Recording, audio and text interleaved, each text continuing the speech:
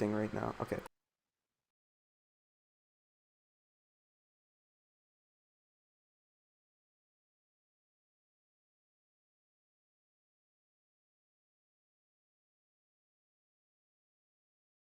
And it looks like we are live, but as always, gotta wait for the first viewers to roll in. Who's gonna get the first comment this week? It was Supersonic Leo with a comma, I think. Then Braden Kennedy with the yo. All right, so 9 viewers, 5 likes. I believe we are live. So, what's up, guys? It's El Supersonic Q along with the Lost Cast for tonight's episode, March 26th, 2021.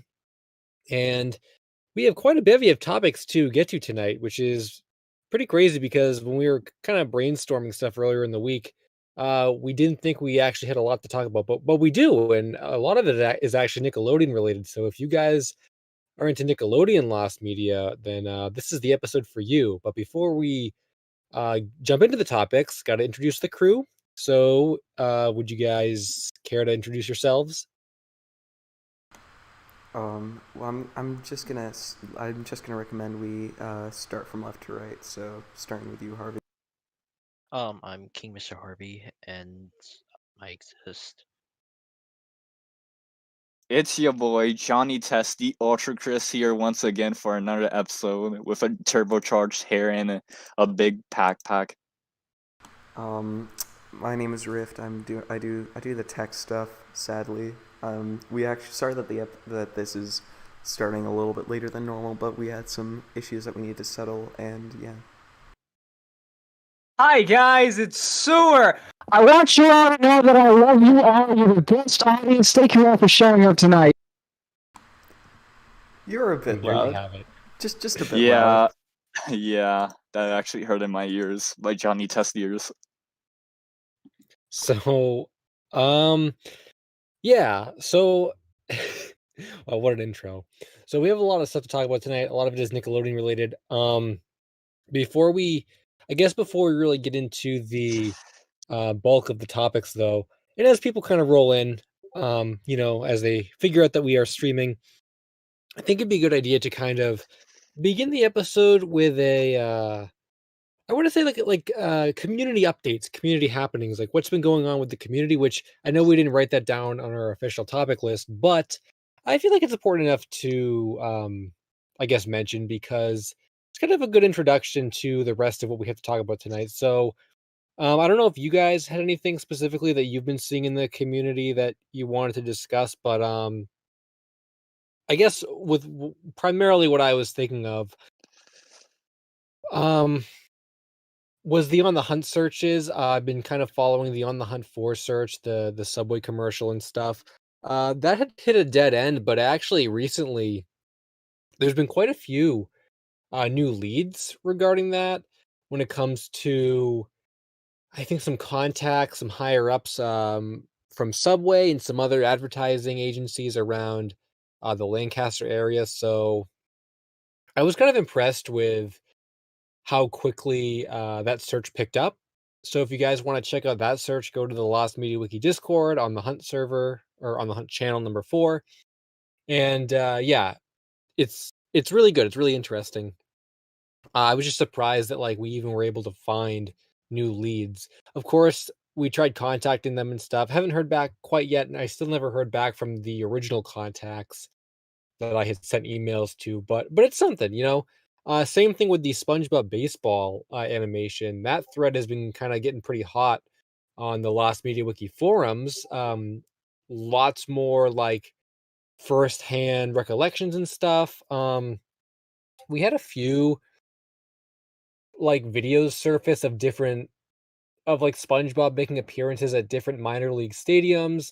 Nothing that is directly related to the short we're looking for quite yet, but we're getting there, which I think is really good. It at least proves that SpongeBob did make appearances in baseball stadiums. So I wish I had more things to kind of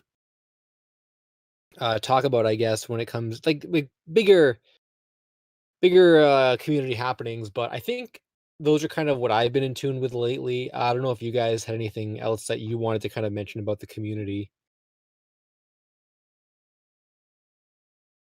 I guess not. I have something, but I'll leave it for when we progress.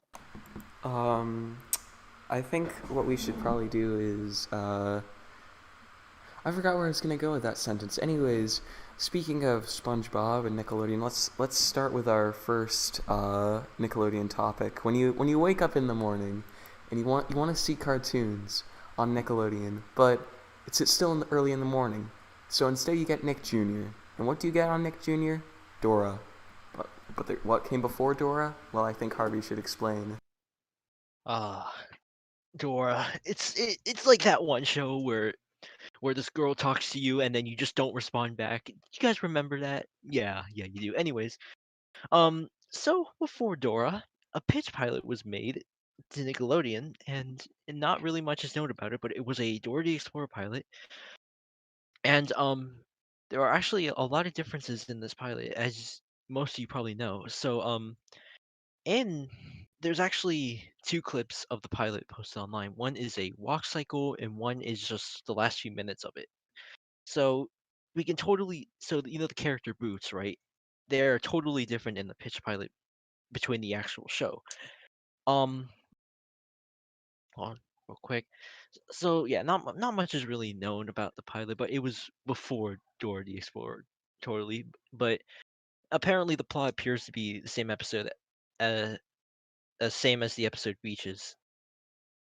So yeah, Boots looks entirely different, like Boots the monkey, His and color is different. yeah, Yeah, no, no, the no, no, no, color. no. He actually looks completely different. It's a I different think. design. Yeah, different Yeah. design. Yeah, there isn't really much from this pilot. Just two clips online, which is a walk cycle and the last few minutes of it. So there isn't really much to add, except there are actually a lot of noticeable differences in the pilot. And I think there was a concept art online, but I saw it on the Lost Media Wiki Discord server, but I'm not 100% sure where that came from, and I can't confirm that it's real or not. But yeah, that was the Dora the Explorer pilot. Yeah, I believe a few years ago, Blame on Jorge's last video on like updating on Lost Media was basically that pilot, and how I think I he found like a few footage of a few minutes or a few seconds of footage of that pilot of Boots just jumping into like the beach and all that, but that was it. And it like kind of the other one that I like keep on remembering is that creepy it's that creepy footage of Dora and Boots like walking into the woods, and it's no audio, and it's basically just them walking and no music, and it's kind of creepy how they're kind of looking at It really yourselves. is. It really It is. They Am just I not stare the at only you. one? Yeah, they just can't. It was really creepy for something that's supposed to be on Nick Jr., but I think that's how they possibly developed it as just a test.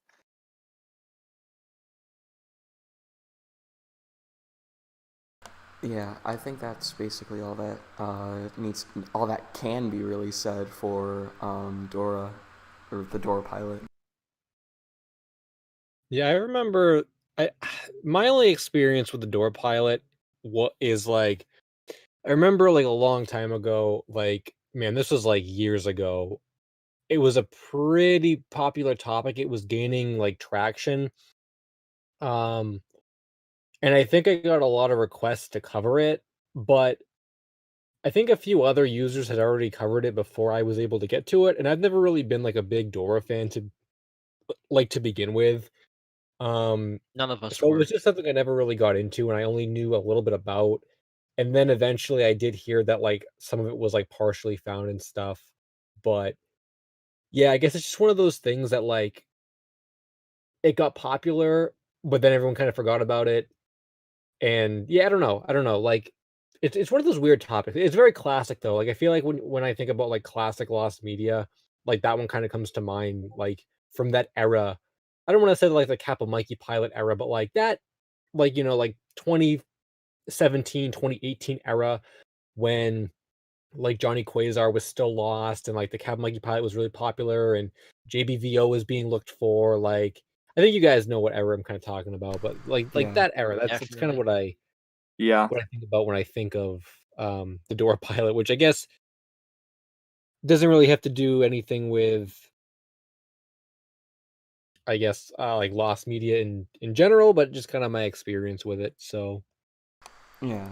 And I think that is actually probably one of my favorite eras because that was when I got into Lost Media and when I joined the Discord and when I got banned from the Discord. And I remember the day that the Johnny Quasar pilot was found, and it was like, or well, it wasn't found; it was uploaded really, and it was like, wow, and there was stuff that we didn't even know about, like different pilots, not pilots, tests altogether, that we had never known about, that were just uploaded. Yeah, still love that. yeah, that actually just when you said the thing um about when the Johnny Quasar thing was found, I know that Johnny Quasar wasn't even on our list of things to talk about, but that reminded me just Johnny Quasar was found in such an interesting way. I remember like I made a video on it, and I think to this day it's still like in the top like maybe 15 of my most popular videos. Like compared to the rest of okay, here's some good like here's a good LSSQ fact. I remember when I first uploaded the me and my friends video, that did really, really well. So then the following week, I'm like, I need like a sequel to the me and my friends video. And like the sequel video that I had like made to be the follow-up to me and my friends was actually Johnny Quasar. I had uploaded it on like the same day at like around the same time of day, kind of acting as like a sequel. And it's funny because both of those videos ended up doing really well. Well, I guess for as long as the me and my friends one was up. But yeah, the Johnny Quasar one did really well, and it had stayed like unsolved, unfound for a really long time, despite how many views my video got. And usually that's kind of like an effect of lost media YouTubers is sometimes when they cover a topic, I've seen it happen a lot with my videos, like very shortly after the thing will be found or like, whatever the case is. And that wasn't the case for Johnny Quasar, though. That had remained missing for a really long time. I think it was several months or maybe a year. I don't quite remember, but it was definitely a while. And it literally was found because the voice actor who played Johnny Quasar in the test pilot, which was not the final voice of Johnny or Jimmy Neutron in the show, it was a different person. They had caught wind of my videos somehow, and they're like, "Oh, I have these," and they literally just straight up uploaded them to YouTube. And I couldn't believe that like out of all the people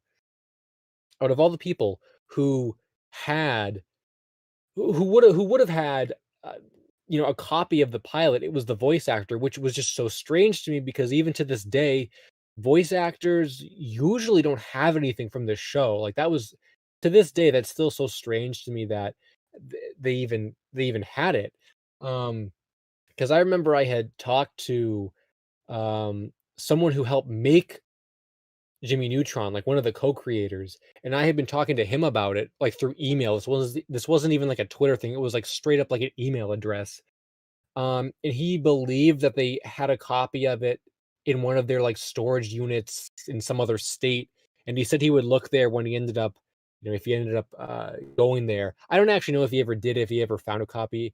I guess I never followed up with him because again, the shorts were uploaded from the voice actor like before the co-creator could even go find out if they had a copy. So this is a really cool way in which that one was found because it usually never happens that way. So for that reason, I remember Johnny Quasar pretty fondly. And there's the only other instance I can think of where like someone who was actually involved actually uploaded the pilot was I think the LazyTown test pilot thing from 2002 where one of the actors still had the tape for it and uploaded the whole thing after an interview with a LazyTown fan, which I think is a nice thing, I guess. And there's actually something else I want to talk about with Lazy Town, but I'll give some of the other topics some time. So, back to Dora. I think LSSQ should talk about this one because that was the plan. Yeah, so this was something that actually happened recently. I guess it kind of ties in with like current Lost Media and like the current community and stuff. So on the topic of Dora and kids shows and Nickelodeon stuff, as there seems to be a big topics relating to that tonight. If you guys have been following or remember the Oswald commercial, do you guys remember? Seeker of the Lost did a video on that. The Lost Oswald Ozzy Osbourne crossover commercial. We talked about it a few times on this podcast and stuff, and it's kind of been an ongoing search. Not a lot has come of it since the last time we talked about it. I guess like we're not really any closer to finding the actual thing. However, something new kind of resurfaced that I don't know if it's real. I don't know what it really means, but maybe you guys can kind of like, if you've heard about this, it would be helpful, or if you can kind of, I don't know, do with this information what you will. But the gist of what I'm trying to say is, so this Oswald commercial was a crossover between Oswald and Ozzy Osbourne, and it's kind of a weird crossover. And we don't even know if it really exists, right? There's also a crossover commercial that we do have, however, that crosses over SpongeBob and Blue's Clues when Joe was being put on the show. So that does exist. And there was I believe it was commented in Seeker of the Lost's new video, or not his new video, his Oswald video. Someone commented that apparently on Nickelodeon there existed a crossover commercial, another crossover commercial, so this would make for the third one.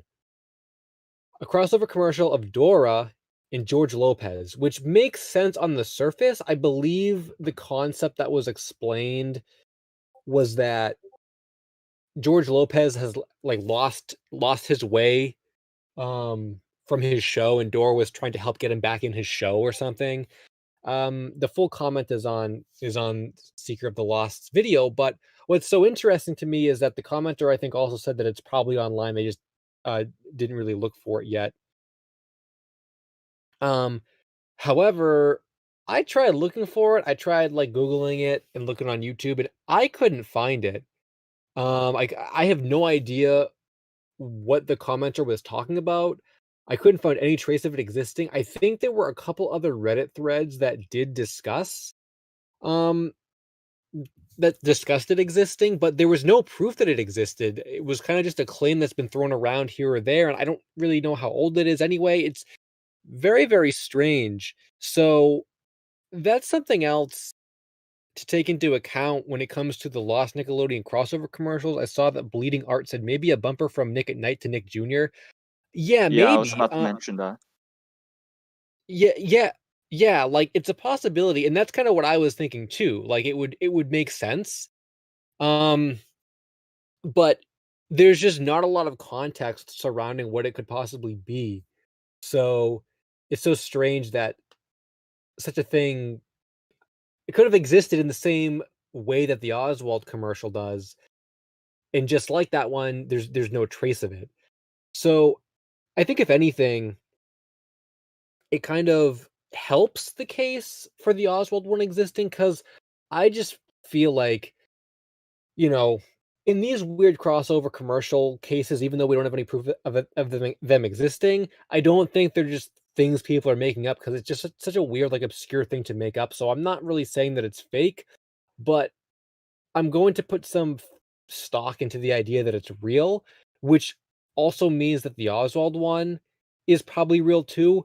And there could be even more Nickelodeon crossover commercials that have gone missing. And that's just really mind blowing when you think about the whole thing. Like, I feel like if the SpongeBob Blues Clues one hadn't already been archived and people tried to remember that one and they were saying, oh, there was this commercial, SpongeBob in like Blues Clues, I feel like people would have the same doubts about it.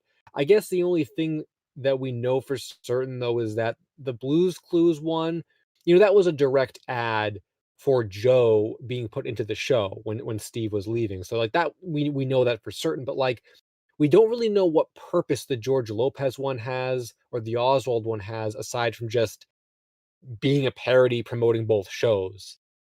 But like I said though, this does leave a lot of good credibility towards the idea that it's these things are real and they're out there, and it's just going to take a lot of digging to try and find them. And I think that's another issue with like lost advertising in general and things that only aired on TV for such a short amount of time is that maybe Nickelodeon has copies of them, but like Nickelodeon's never going to give us copies of them, and there's no one you can really like, at least from my experience, from my knowledge about lost media, there's not really anyone great you could go to and be like, hey, do you have a copy of this commercial? Because like Nickelodeon would be the only people you could really go to that would have it. People who worked at Nickelodeon, who were using Nickelodeon assets. So the only way stuff like this is really going to get found, I guess, is if it leaked or something, or more realistically, if someone recorded it on VHS, and if someone did record it on VHS, it's going to take, like a PSA to try and reach them to have them unearth it, or someday it might just appear online like in a commercial dump or a VHS dump or something. So, um, yeah. Any thoughts on that, you guys? Yeah, yeah. So I forgot who mentioned this in the chat, but when someone typed this, it kind of created a possibility in my head.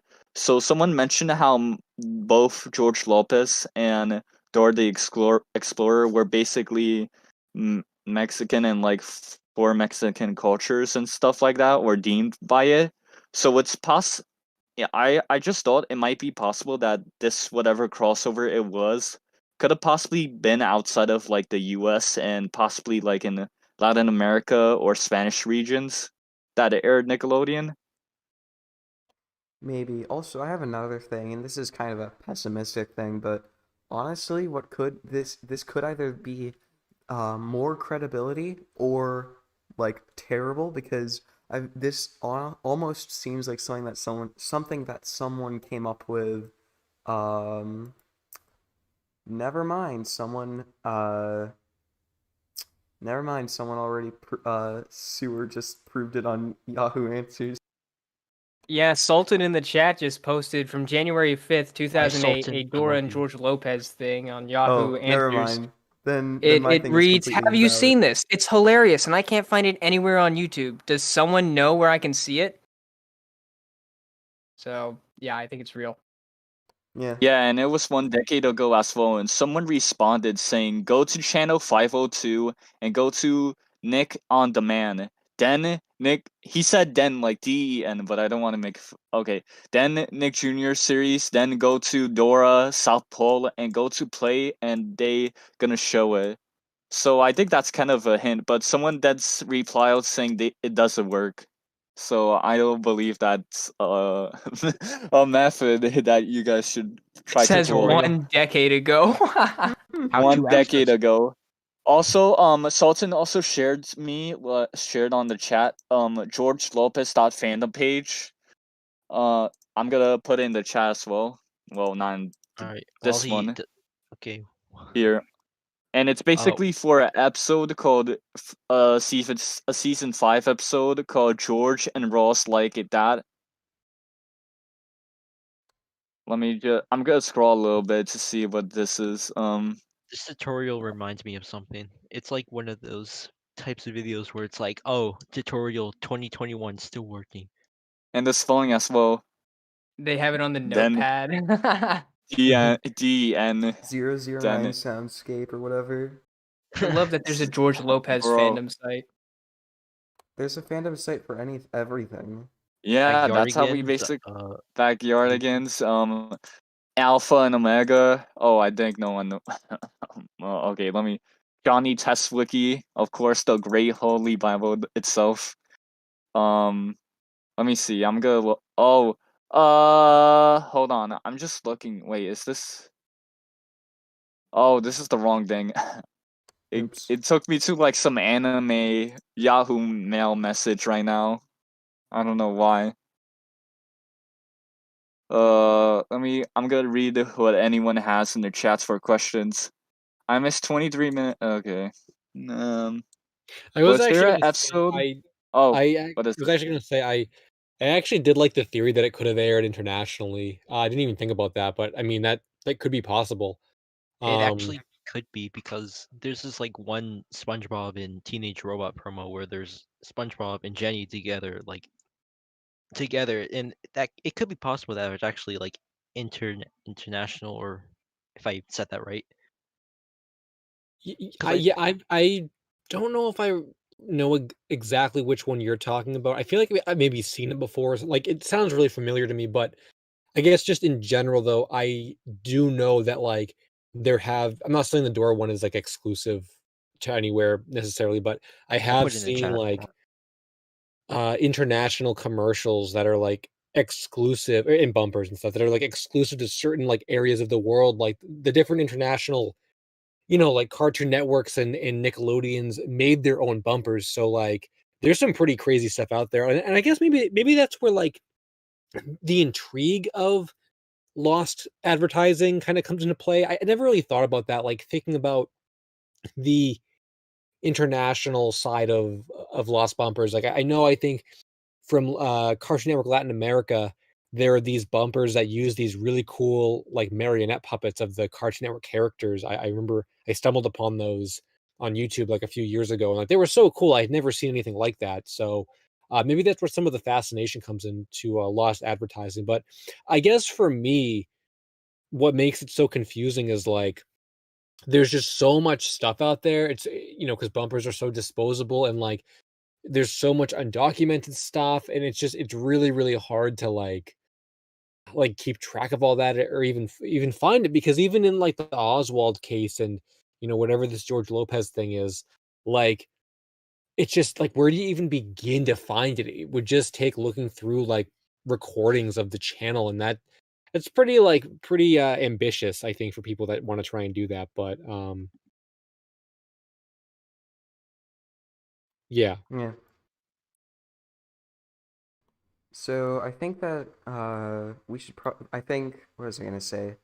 Um, so you start like I said, you start the day with Nick Jr. Then you end the day with George Lopez because it comes on at like 3 a.m.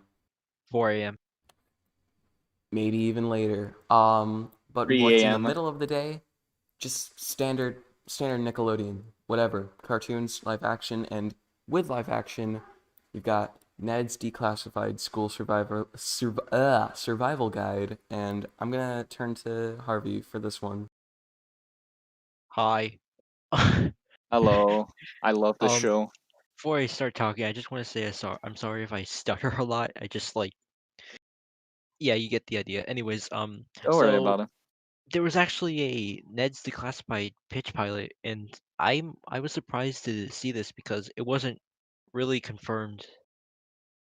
This pilot wasn't really confirmed until I think a commercial break on YouTube was uploaded, and then there was this one clip of Ned and Cookie, and Cookie was played by. Cookie was different. I think I did some research about it, and Cookie was actually played by some side character from Drake and Josh. I got confused because people were saying, Oh, "Oh, it's really? Josh Peck."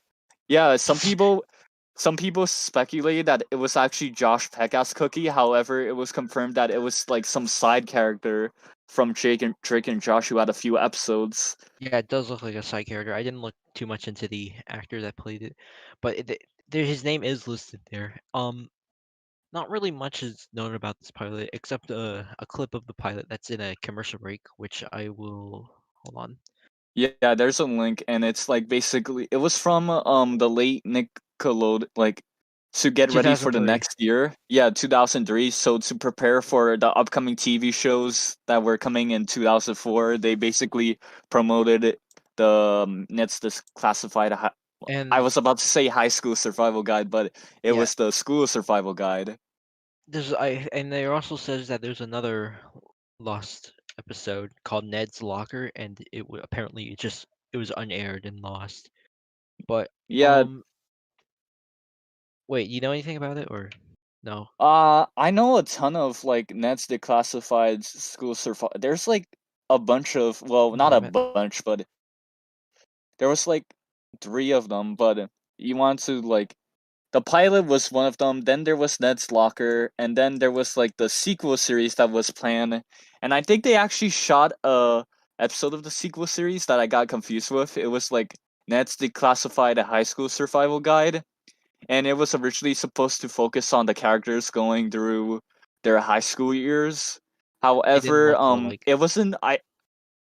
What They you didn't said look again, alike to be Harvey? high schoolers, did they? Yeah, they didn't, because it took so long for Nickelodeon to possibly greenlit the show, and also like Devin Warkaiser, who played Ned himself, stated that it was like it never happened due to budgeting issues, I think, and he said that in one of his YouTube videos.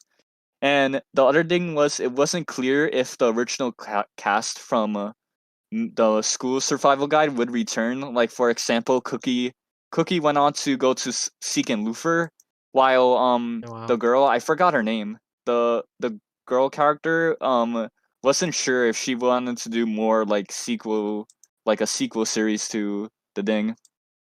I do want to mention something Ultra did mention. It's kind of weird how Nickelodeon will like share like shows, and then it will take forever for them to like air. Like, you guys are familiar with Chalk Zone, right? Well, Chalk Zone like Yeah. had a pilot, and then a few years later it finally premiered. So it took a few years for that to get through. So yeah, it's pretty weird how Nickelodeon just does these kind of, just like takes forever to like process these kind of things.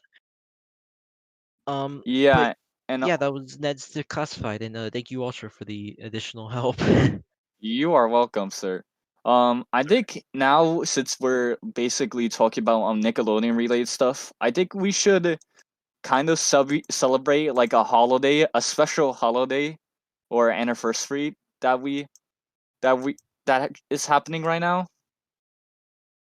And it's basically, I believe it's actually the 5th year anniversary of A Day with SpongeBob, I believe. It's The actually icon 10 one. years, I think. Or 10 it's years? 10 years Well, since the I wait, actually let's just you talk about it.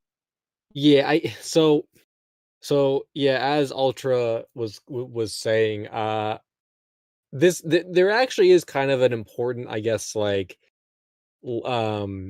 like milestone in the Lost Media community to remember and make note of, which I think a lot of people probably don't remember. Mostly because, okay, so um I believe it was this month, like March. This month is the 5th anniversary. I guess I should have clarified this more though, of A Day with SpongeBob actually coming to an end, which I think is kind of a big deal in itself, because that was one of the biggest, like longest searches, in Lost Media history. And it was such a big deal at the time and everything.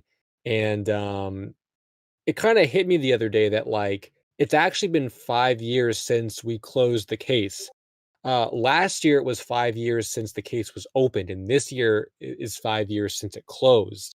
And that's kind of a big deal, at least for me, because I know a lot of people are still tired of A Day with SpongeBob. They still like don't like A Day with SpongeBob, but I just thought, like, 5 years, like that's super long, and it made me think about like I guess like what the search team had been doing during that time, the final weeks up until we kind of called it case closed, and things like that. So I guess just like generally speaking about it all, yeah, I remember. So a lot of you guys probably remember Day with SpongeBob. I don't need to get into the whole beginning story about it. But the more I started thinking about, as time went on, less and less people were kind of invested in it. Like, when it first started, it was a big deal, and that's where most people kind of found out about it. And then we kind of broke off into a search group, which was partially on the forums, partially in a private Skype group. I was mostly in the private Skype group with all the other, main searchers and stuff. And it was just really crazy, like, back during that time. But as the months went on, I think less and less people really were interested in it. And some people dropped out of the search. People didn't really care anymore. But I feel like when it concluded, that's kind of a big, it's kind of a big like ending in itself. So I remember how A Day with SpongeBob kind of concluded and like what we had been doing up to the like, the final weeks before the whole thing kind of ended. And it's funny because a lot of people in the search group were, I think, getting tired of it at that point because it had just been going on for so long. And most specifically, what I remember, okay, like final weeks, we had gone through so many different leads, so many different things, and I think we kicked some people out of our group because they were trying to troll us, like within the group. So we had really like dwindled down to just a select few people who really, really were like dedicated to finishing this. And for me, man, I got like very, very invested in the whole thing, like by the end, maybe more so than the beginning to some extent. I would spend like full days in the Skype group, like discussing what we were going to do next to try and get more, answers or leads about a particular part of the search. And I would go on all these different websites trying to find contact for Lorenzo Hawley. And just, it was super, super invested and very, very intense. And I remember like one of the biggest probably like things that happened in those final weeks was the phone call, the infamous phone call with like Jason Bourtz, I think it was, like one of the directors of Regal Films movies. And someone from the group had called him, and pretty much Jason just like freaked out and he like just yelled at us, and he's like, never call me again and stuff. And like I just remember like at the time I remember it kind of freaked all of us out because he just like exploded out of nowhere. Like we were just like, what the heck? But it actually like bothered me like a lot because I felt like he was like our connection to getting the answers we needed. And we had to cross him off our list because like he wasn't going to tell us anything. And after his freak out. And like that made me so angry. I was like super, super angry. Just the fact that like he rejected us so strongly, and I was so mad. I was so mad. And I remember that was like one point in my Lost Media career, and that was like very early on in general, where I almost just like gave the whole thing up. I'm like, you want to know what? Like, screw this, man. Like, screw Lost Media, screw Day with SpongeBob. Like, I'm tired of this because we had fought so hard to get those contacts and make it that far, just so Jason could be like, nope, get out of here. And yeah, man, I think just the fact that I was so obsessed with it at the time made it like hurt that much more. And I had to step away from the freaking search for like a couple days because like I just couldn't handle it anymore. It was see, this is the thing too, is I think the people who were involved in the A Day with SpongeBob search have a completely different viewpoint of it than the people who were looking on the outside. Like I have so many like firsthand experiences, and there was all kind of like group drama and stuff that I think a lot of people don't even know about, because they weren't in the group. But yeah, for me, it was really, really hard during that era because I was so into it, and I just had to like step back from it. I'm just like, oh my gosh, like I just can't even handle this anymore. Like all these people, freaking Jason Bourtz and stuff, like I just can't even handle it all for a dumb SpongeBob DVD, right? But the irony in that is like I spent more time in the Skype group looking for stuff and coming up empty-handed, and everyone else was coming up empty-handed. And then the 2 days that I decided to just take a break from it and not log on to the the Skype group was literally when the actual biggest leads happened. So aside from Jason Bourtz, we had been trying to get in contact with Lorenzo Hawley for like ever because he was the big guy behind it. And I remember like in those 2 days I wasn't there was when the group had actually gotten a Lorenzo phone number that worked because he had a ton of phone numbers that didn't work. They finally got one that worked and they called him up on the phone, and I freaking missed the call. The whole Skype group listened in on the call except me because I wasn't there when it happened. I was so mad about that. And to some extent, I'm still kind of mad about it because it's like, man, I can't believe that. But then after everyone told me the story about what he explained, we actually made a video about it, I think. and posted it on the now defunct like Ongoing Mysteries collab YouTube channel. I believe the A Day with SpongeBob conclusion video is actually still up. And I narrated it, I guess. So if you want like a kind of like an El Supersonic cute kind of video, I narrated the whole forgot you video, were- so you can watch that. But yeah, I just remember that whole thing. And once Lorenzo had cleared up everything, I guess air quotes around that. It was really like relieving just to get any kind of answers about it. And then we eventually talked to Mr. Orange. And I know that like a lot of questions still remain about that whole thing, but as someone who like searched for it for so long, I definitely felt a sense of closure. And the Kickstarter never happened. Mr. Orange, we never heard from him again, really. But I think for the most part, though, I was pretty satisfied with that conclusion. And I know a lot of people weren't satisfied with it, considering the movie doesn't exist. But for me, having gone through all that and been like, like, man, just getting so stressed out about it, I was very happy to get that conclusion. But it's kind of funny talking about Ongoing Mysteries too, because, like I said, all this happened like 5 years ago this month, or somewhere around this time period. I remember it was like early spring. We had actually the Lost Media team behind A Day with SpongeBob, like I said, the search group. We were trying to figure out actually what to do with ourselves after that, which it was kind of weird in a way. It was, when like a show is ending and all the cast and the show is like sad because they're not gonna be working on the show anymore. In a way, it kind of felt like that, where I had been working with these people for like what, like 8 months or something, trying to get this thing found, and now we were kind of done with it. We didn't know what to do with ourselves, like what we were gonna do. So I like had already been going with my YouTube channel at that time. So obviously I was kind of fine because I was just like, okay, I can just work on my YouTube videos. But I wanted to do something with everyone else that was kind of just a part of the Lost Media community and didn't really have channels. So some of you guys in the chat were saying Ongoing Mysteries. Yeah, so we had a channel. We actually made like a spin-off channel of the A Day with SpongeBob search group called Ongoing Mysteries, and it had been this channel that we were going to use to talk about I don't think it was so much Lost Media in itself, but we had a bunch of different topics, and I guess this kind of goes along with like some general Lost Media community, Lost Media, because again, it was like a community project with a lot of big people from the community at the time, and we had made this spin-off channel, and it wasn't going to focus so much on Lost Media, but also internet mysteries as well, which I think was kind of popular at the time. It was like this would have been like 2016, I think. So we did a few videos on A Day with SpongeBob, and like I said, a couple of them are still on there.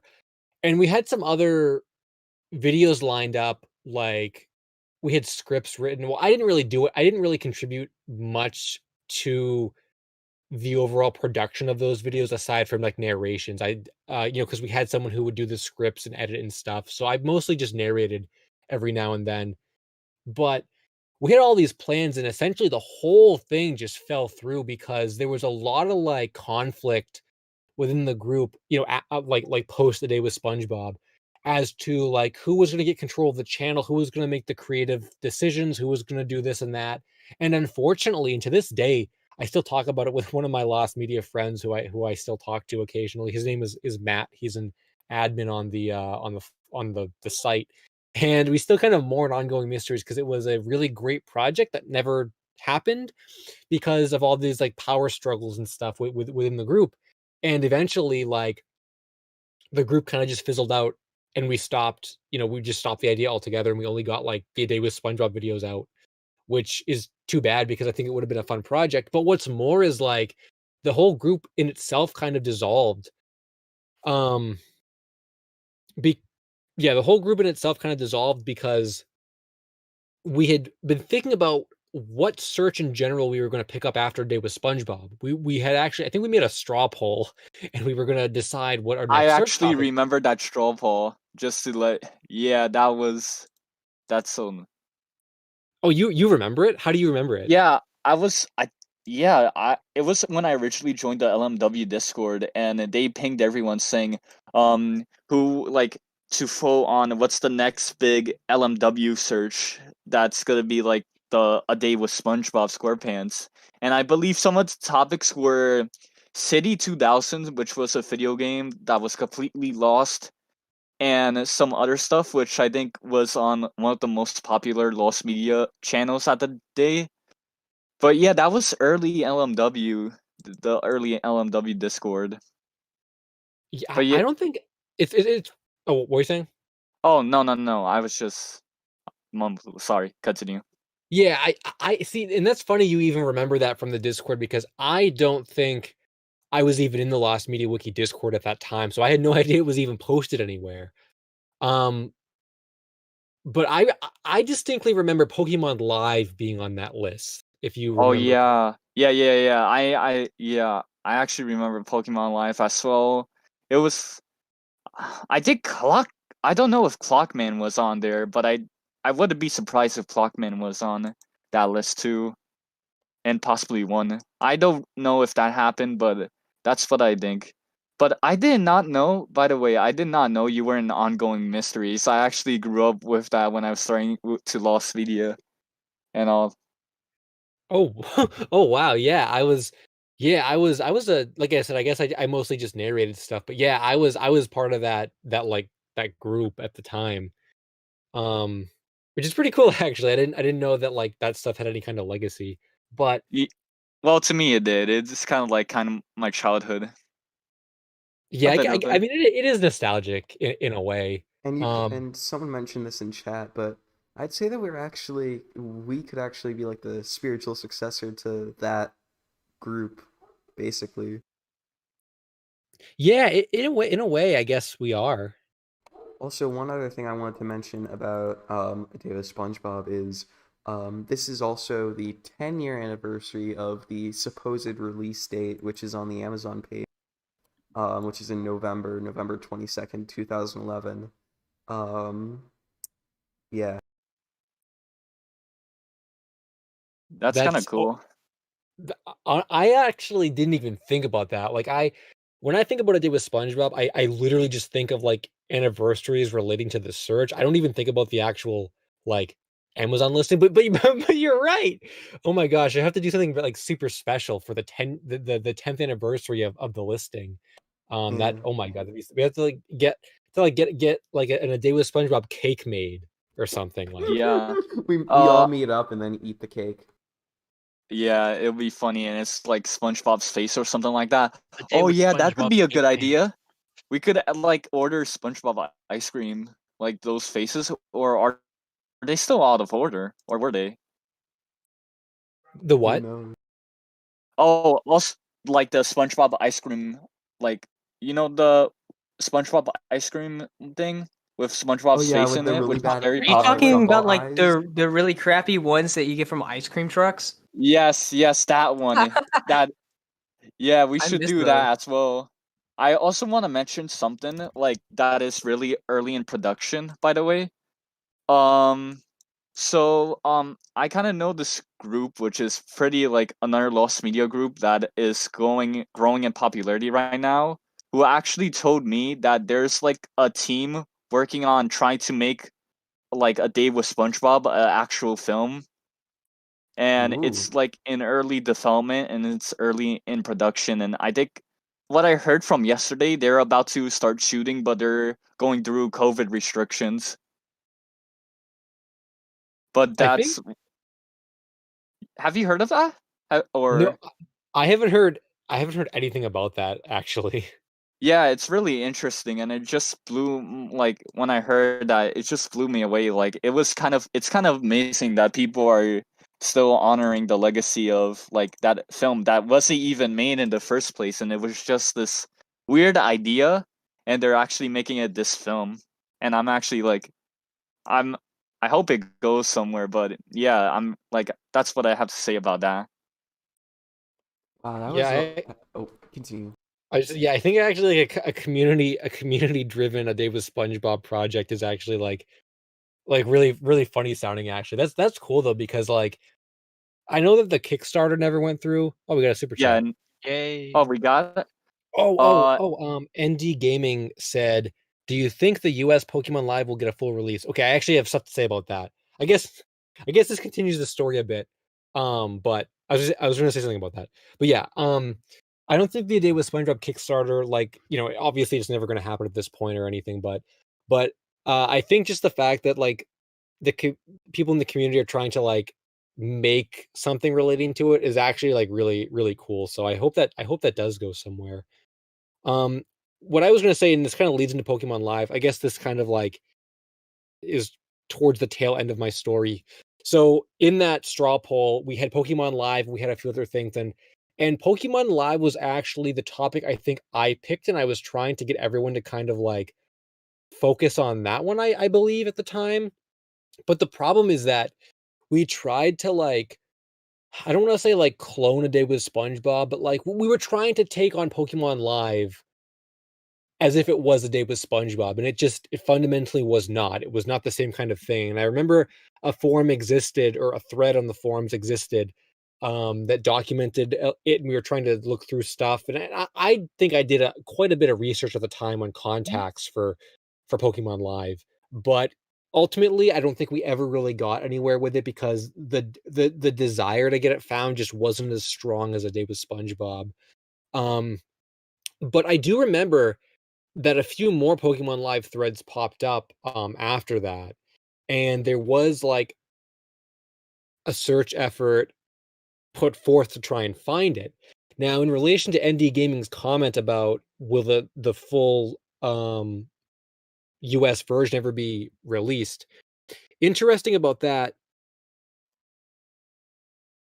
Interesting about that is if you go to the old Pokemon like website from Wayback Machine and stuff, there were actually advertisements around, like around the time that it was touring the US that actually state a VHS copy is going to be released. Like it was planned for a release, a professional VHS recording copy.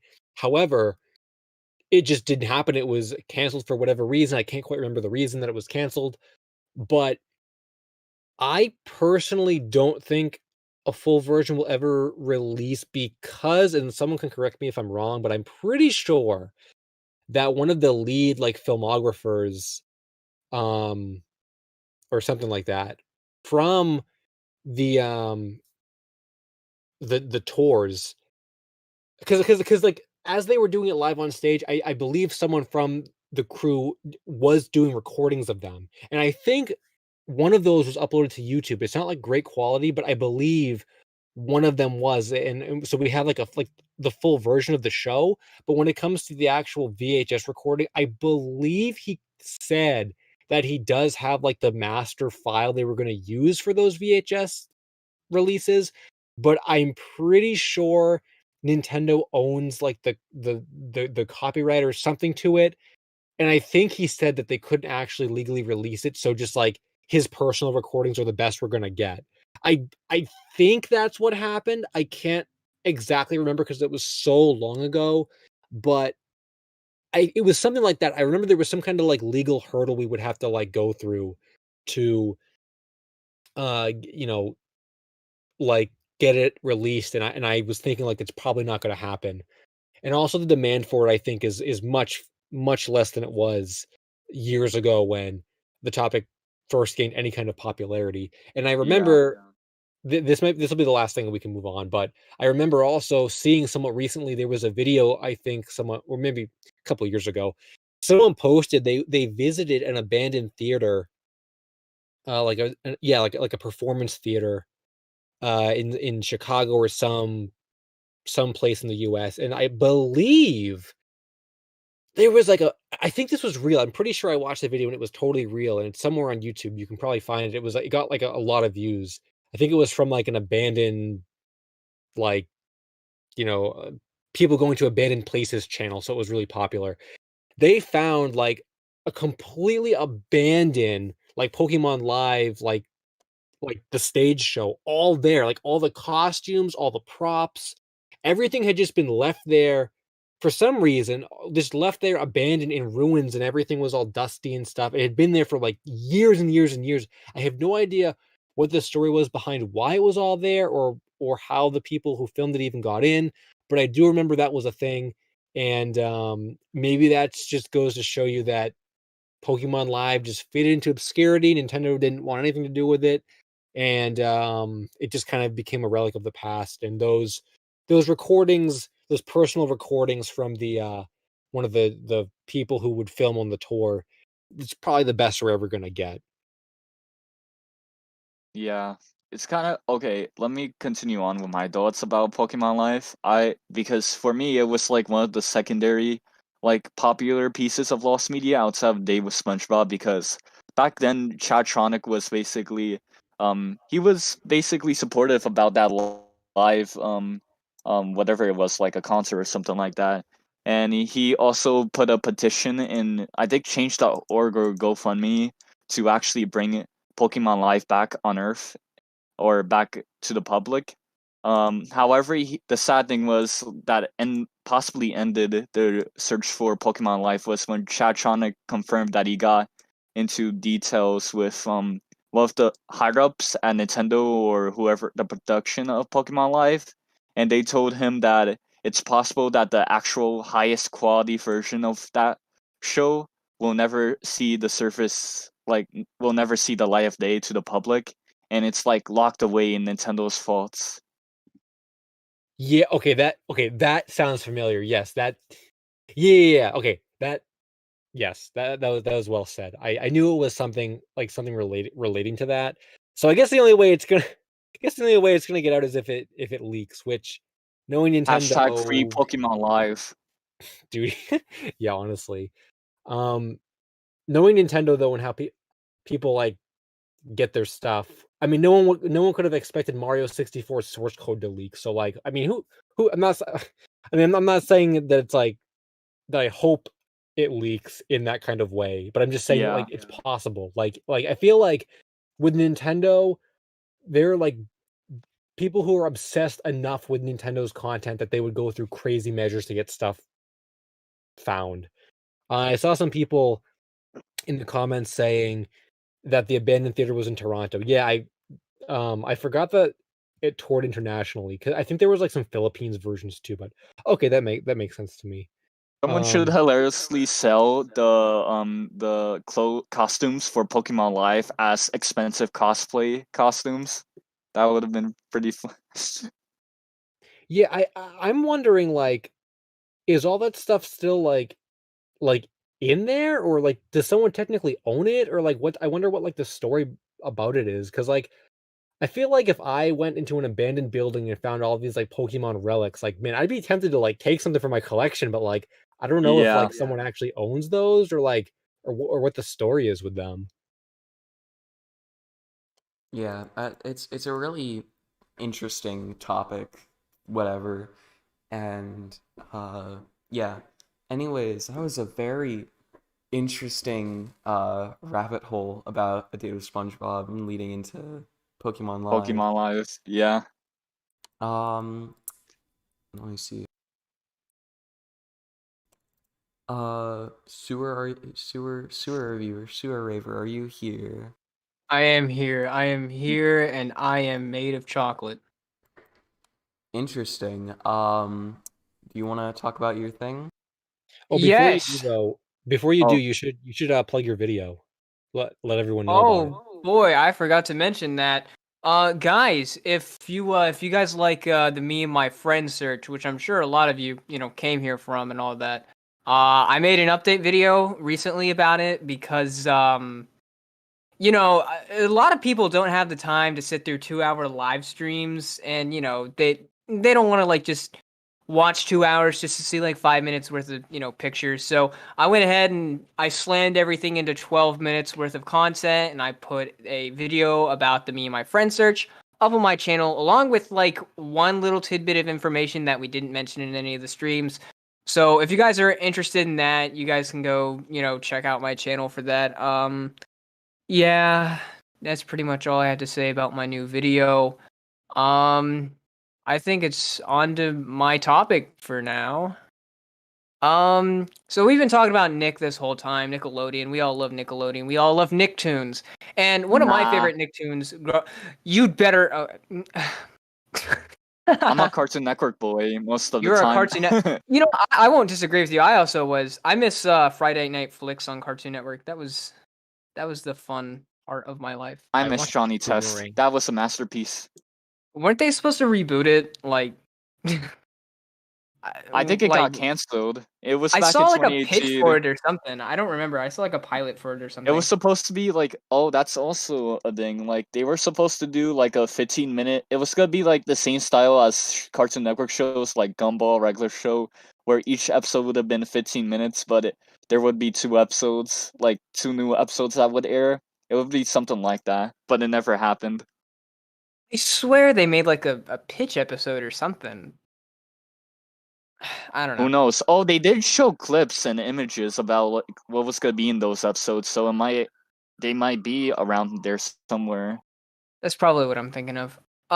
So one of the Nicktoons that I grew up with as a kid was Invader Zim, and you know it was kind of a mature show for its time because you know the humor was extremely dark, and I appreciate that now. But yeah, basically the Hey. show was created by Joan Vasquez. I think that's how you pronounce his name. Jonan Vasquez. Also, you sound like Dib, kinda. I do, and I look like him. Talk like him. Bro, And no. basically the show was canceled after like I think 2 seasons, and like there was a lot of canceled like episodes for it and canceled episode ideas too. So we were supposed to, you know, talk about that tonight. I have, you know, basically they have on the Invader Zim fandom website, they have like a whole list of unfinished episodes and episode ideas. And one of the ideas for the series was how it was going to end. And it was going to end in like a 3-part series, I think, or a 3-part special. I have to look into that mainly, but um I think it was debunked though, but yeah, it says here that it was debunked. Never mind. Well, basically they had like planned a bunch of episodes. I'm sure you guys can all hear my birds in the background. That's really epic. I'm just gonna keep talking. They had Hi, planned a bunch sewer of birds. episodes. Sewer birds. I hate that. There were a lot of planned episodes for it. I think there were somewhere around like 9 or 10 episodes, I think. I have one of them pulled up right now. It was a plot heavy episode. It was called The Trial. It was a season 2 episode. Basically, it was going to explore Urkin culture a bit more, which if you don't know what that is, that's Urk is the planet Zim is from.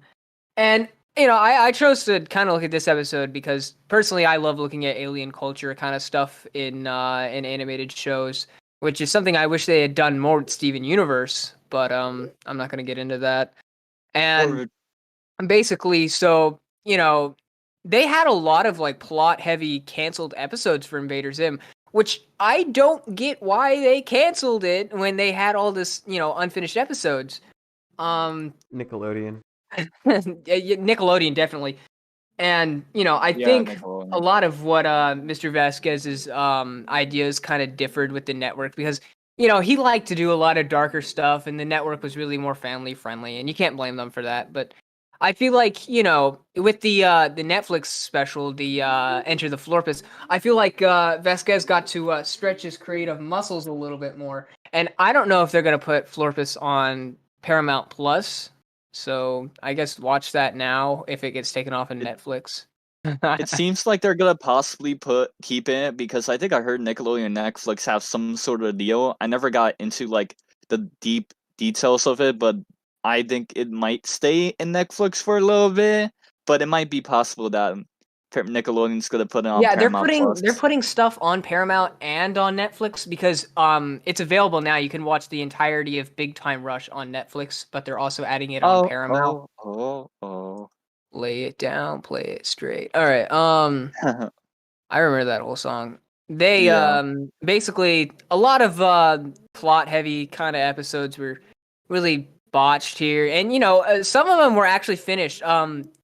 You know, well, close to being finished. They have like storyboards and stuff, and character designs and stuff. And one year at I think it was a con or something. They had read a script to one of the episodes, I think, which I you know actually is pretty remember nice. that. Yeah. It was at InvaderCon, and they read the script for the trial. So and there's video of it online, And I think what the uploader did is they took like different storyboard images or fan art or something, and they placed it over the audio of them reading off the script, which is it's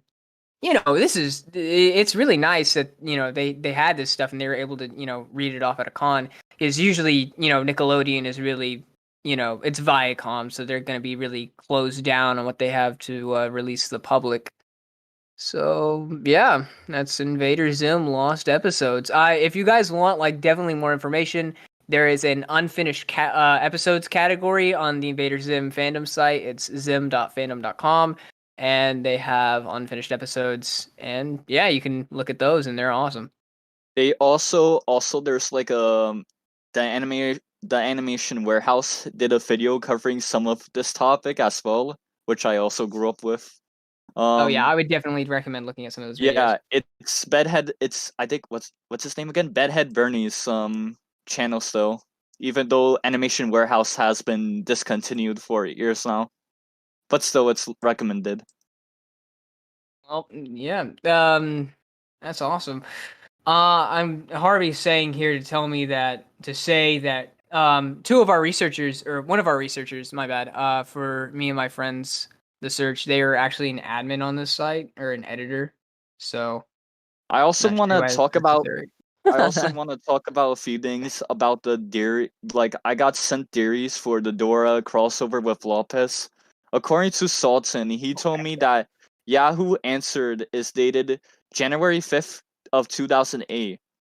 He states that maybe it was a commercial where Dora and Lopez sang Merry Christmas and a Happy New Year in Spanish, which kind of is, which kind of makes sense. He stated because that was around the holidays or the end of the holidays, and Yeah, I it, guess it could maybe explain, like, assuming it was a Christmas commercial or something. I guess it could explain why it was so aired like so limited. and also I want to mention that there was also a lost Nickelodeon commercial bumper with all like the Nicktoons characters in like one house celebrating Christmas. And there was this funny theory that I heard a few years ago about this lost thing, that it was actually one of the pictures taken in SpongeBob was actually from the episode where Patrick gets mad at SpongeBob because he doesn't want to look what's in the box, and it's revealed that it's like some embarrassing SpongeBob picture from his Christmas, which I found pretty funny. Anyways, I think Riff wants to take over. Yes, I do. I'm back. Sorry if you hear noise in the background, but yes. Now we're looping back to the what you see at the beginning of your day, trying to watch the Nickelodeon channel, and that is Nick Jr. And I mentioned this before, but while there is a quite well-known pilot for the show Lazy Town, I wouldn't say it's a pilot, it's more of like a screen test thing. Actually, there's a few screen tests actually, but the one that most people know from 2002. However, during the initial production of the first season of the show, 1 second, and during the production of the first season of the show, the first episode that they actually produced, and they didn't actually produce the episodes in order that they were, released or in order that the season existed in. The first episode that was like chronologically that was finished, is called Sports Day, and that one is, I think, either the second or the third or one of the earlier episodes in the season. However, there's an episode that was made before that, um, which was fully like recorded and everything. However, due to how the episode was recorded, it was completely unable to be someone was unable to, or not someone, it was unable to be finished, and someone was completely unable to. Wait, do I keep saying someone? I'm really sorry. It was completely unable to be finished because of how the episodes were recorded. But the really, really interesting thing about it is that the episode, of course, wasn't released. However, there are people one person who I'm not going to name because I don't know. I don't want to Ref, do. can I interrupt you for a second? I think the chat is telling you to like put up your mic a little bit, your volume. Ooh, I'm sorry. It's fine. It's fine. It's fine. One second. I can boost a little.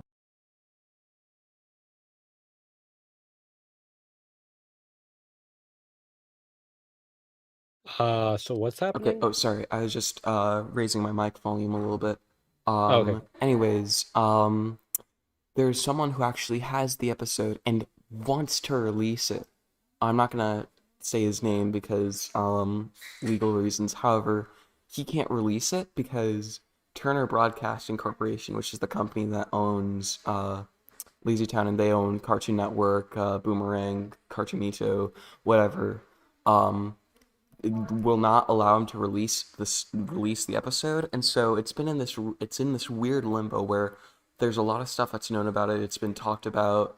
The plot is pretty decently known because people who worked on it and people that are associated with it have discussed it before in various interviews. However, there's no plans to release it.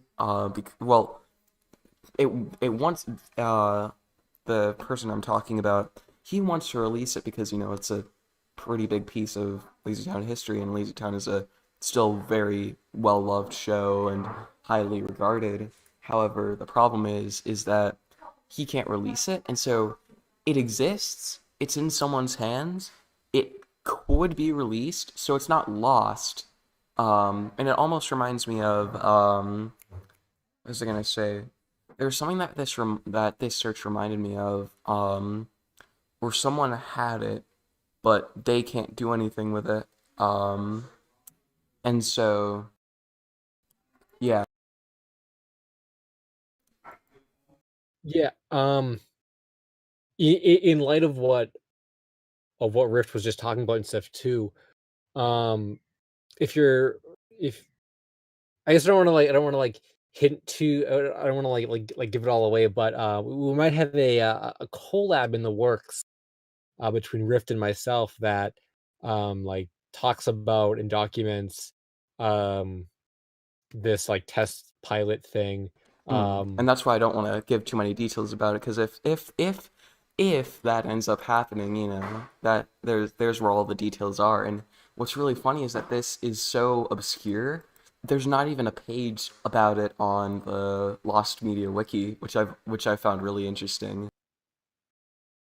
Yeah, I'm always surprised when I go to look for stuff on the wiki that I know is lost that exists, and there's no article for it, and it's just like, whoa, like it's always surprising because you think like the Lost Media Wiki has like everything, and they have like a lot of stuff, but sometimes some stuff like slips through the cracks, and at that point, it's always like funny when you find stuff that the wiki doesn't even have documented.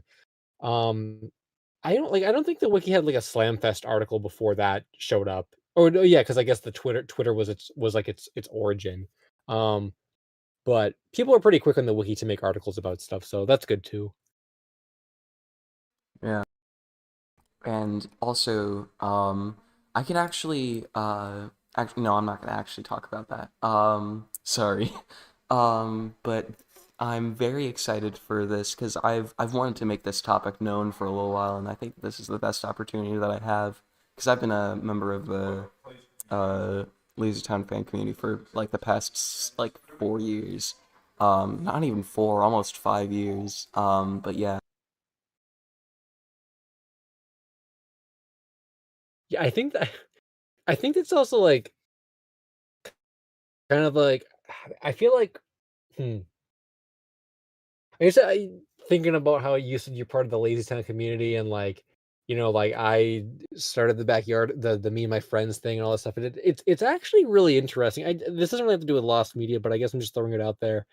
It's actually kind of interesting how I guess like I don't know. I guess like just thinking about I don't know how to say this without it sounding kind of weird. I guess like when you're in school or when you're out in public or whatever, like if I went up to someone and I'm like, "Hey, I like the Backyardigans," like they'd think I'm freaking weird, right? Like Yeah. because like older people aren't supposed to like like kid shows, I guess. But it's really almost like endearing that there are like people online, regardless of like their age, who like embrace these kids shows for their like their history and production value and like things like that, which I think is like actually really cool. And I don't know if like Yeah, it is. people really like stop and think about that, but I can just like, just like I can just imagine like if I was back at high school or something and I was trying to like research a kid show, or like if I was in like a couple media classes and stuff. If I, let's just say in theory, I made a video talking about me and my friends for my media class, everyone would think I'm so freaking weird. Like, why is this guy talking about this kid show? Like, and they wouldn't get it. But like online, in the context of like lost media and like history regarding like kid shows that are like iconic and memorable, it's cool how like there are people and scenes, like I said, regardless of your age, that like are dedicated to getting that kind of thing found and preserved. I just think it's like really cool that I can say I like the Backyardigans, and like it's cool. It's cool to do that like online. Like I just think that's really like Ye- that's really like endearing. Yeah. I could relate because I'm just gonna share a little embarrassing story about like what happened. So back in middle school when I was starting to get obsessed with lost media, I actually presented that in one of my projects, my small mini projects in my Spanish class, like all that. Let's just say it did not go as what I originally planned. Let me just let me just say that. So yeah, I could relate to that idea of you kind of like the stuff like never mind. It's funny Yeah. too, just when you say in general, like lost media. See, I had no concept of lost media whatsoever when I was like in high school and stuff. So I never really like, I think when the Lost Media Wiki was even founded, I was like halfway through high school anyway. So like, I didn't find it until I didn't find out about the wiki until like years after high school. Um, but it's just interesting because I feel like at the time, and even nowadays when you talk to people that know nothing about that kind of thing, I it's it's weird because you'd think that something like lost media wouldn't really be like a foreign concept to people, or not so much whether or not people have heard about lost media, but when you explain it to someone, you'd think it wouldn't really be such a strange thing. Like now that technology is so advanced and like all these like streaming and phones and iPhones and like FaceTime and all this like crazy technology, like you wouldn't think just telling someone, "Oh, I look for lost things," is like weird. But I've like gotten into conversations with people before and tried to explain lost media to people before, and they just like don't understand it. They just like don't get it.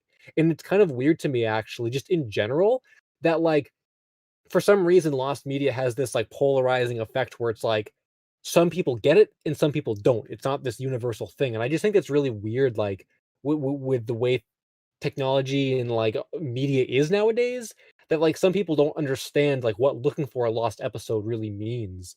But like other people though, like when I explain it to them, like they think it's really cool. And I guess here's kind of a minor like story too.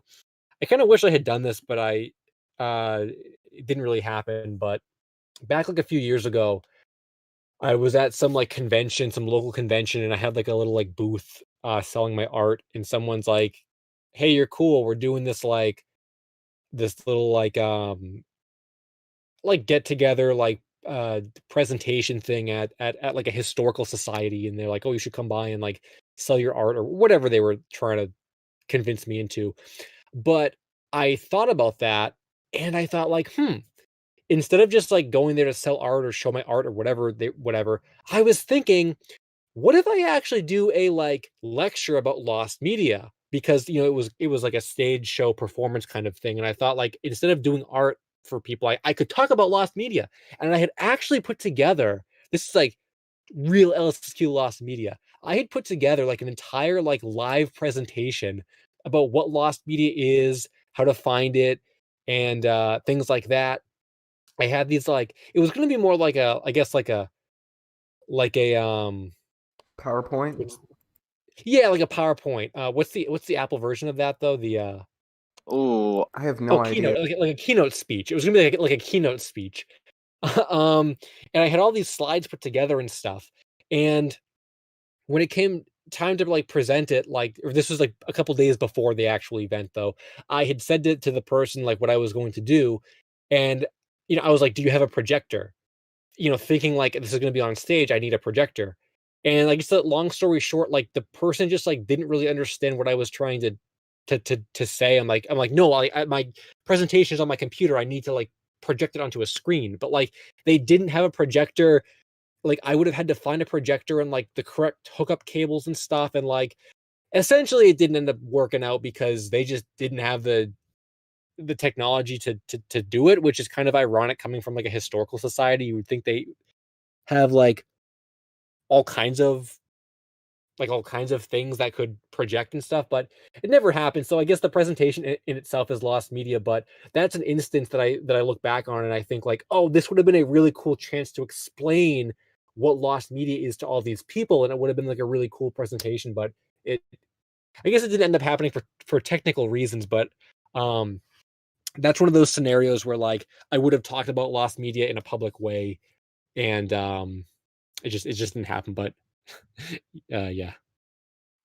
Yeah, and back to what you were saying about appreciating shows for not just the show's existence, but for the stuff behind it. I think that Lazy Town is a very great example because if you could look into the technical details, like the show, like every episode costed like 100K. One second.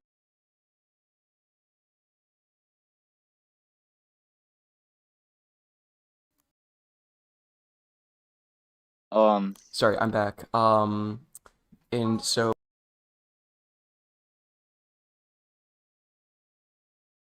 Cricket did noise. we lost Died. him? Did we lost him? I Death think of Rep, everyone. Yeah, he died. sorry, one second. But okay, okay. so I Okay.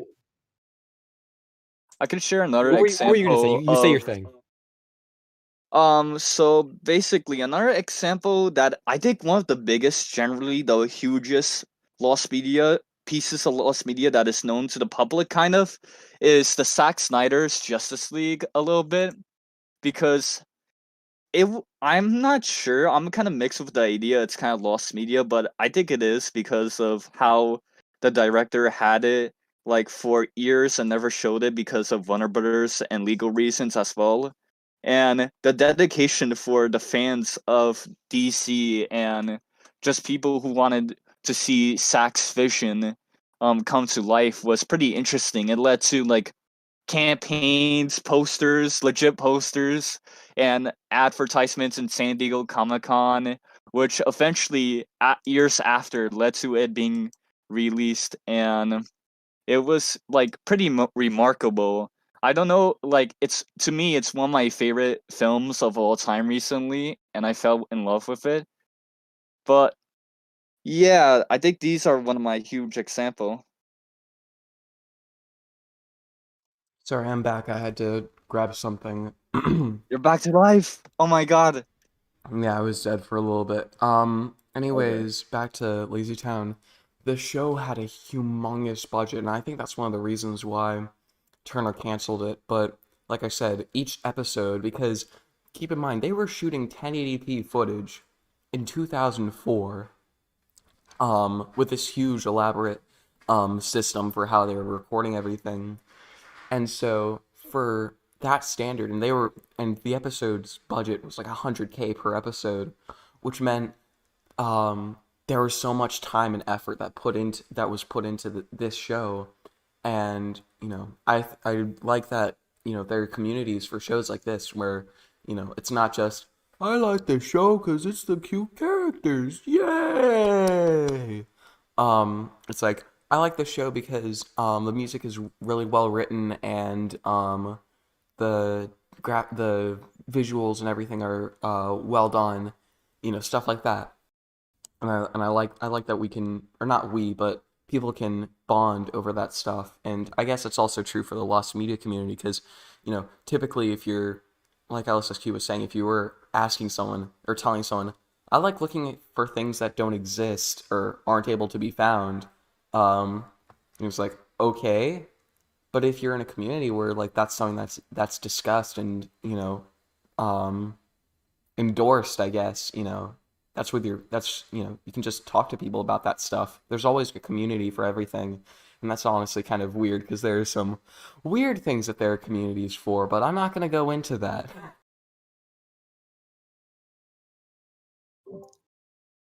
Yeah. Oh, Harvey, do you want to say something? Oh, I was gonna say cricketnoise.ogg. Oh, Bruh. All right. I guess I think we should, if you guys are alright, transition to another sewer topic that he wanted to do about which is the Muppets, predating the Muppets.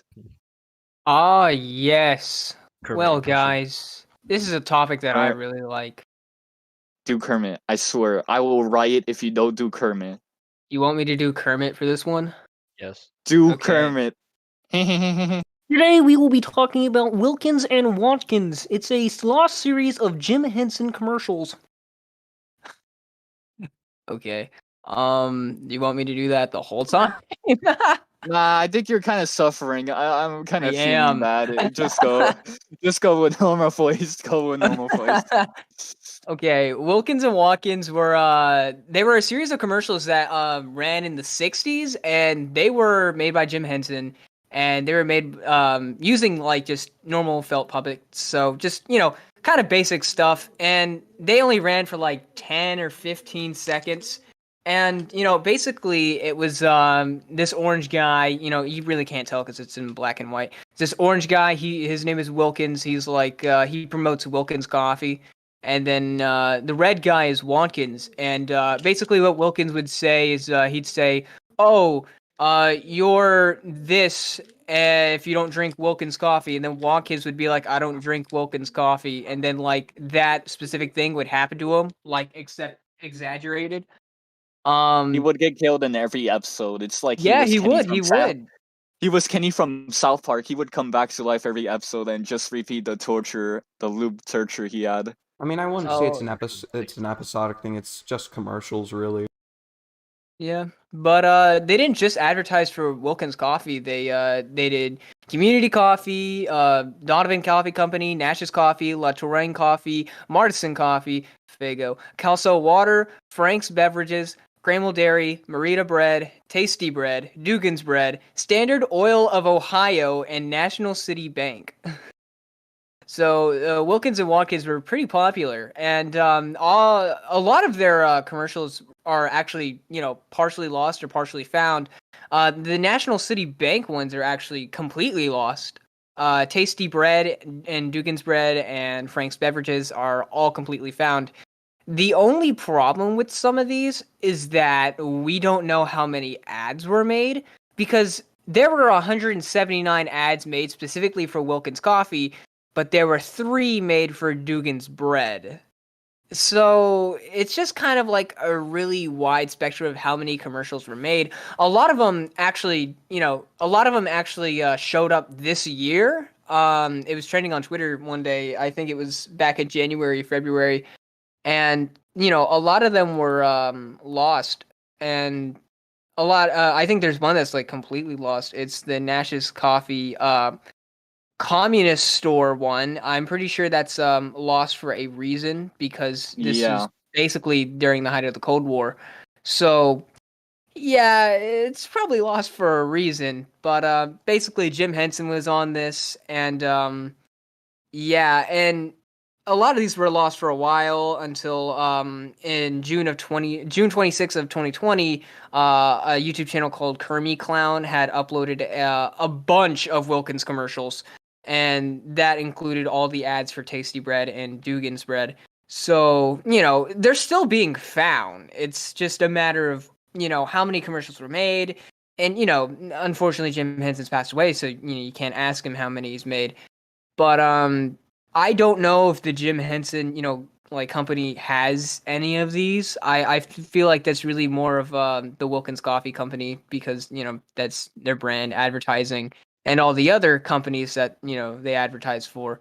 But you can find a lot of these on YouTube, and they're pretty funny for just like 10-15 second clips. So yeah, that's Wilkinson Watkins coffee. It was from 1957 to 1969. Although it's unknown when the National City Bank and the Standard Oil of Ohio ones were recorded, but it's believed to be 1960s. So yeah.